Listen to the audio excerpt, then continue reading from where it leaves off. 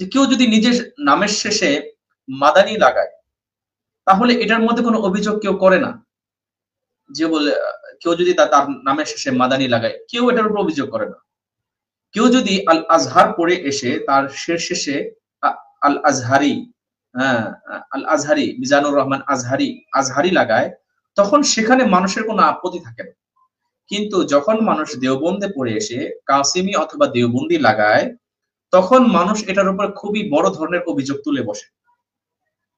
আমাদের এই ধরনের অভিযোগ থেকে কেন অভিযোগ তুলে?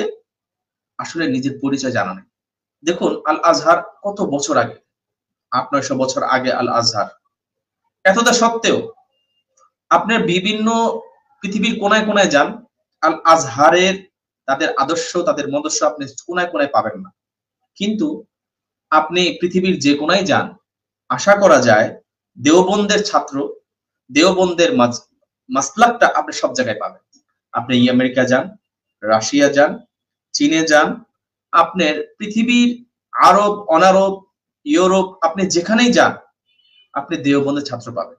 কারণ দেওবন্দ এমন একটা, তাদের যে সংগ্রাম, তাদের যে সংকলন এবং তাদের যে পদ্ধতি সারা পৃথিবীর মধ্যে বিস্তার করেছে, সেটা তাদের কাজ উল্লেখযোগ্য।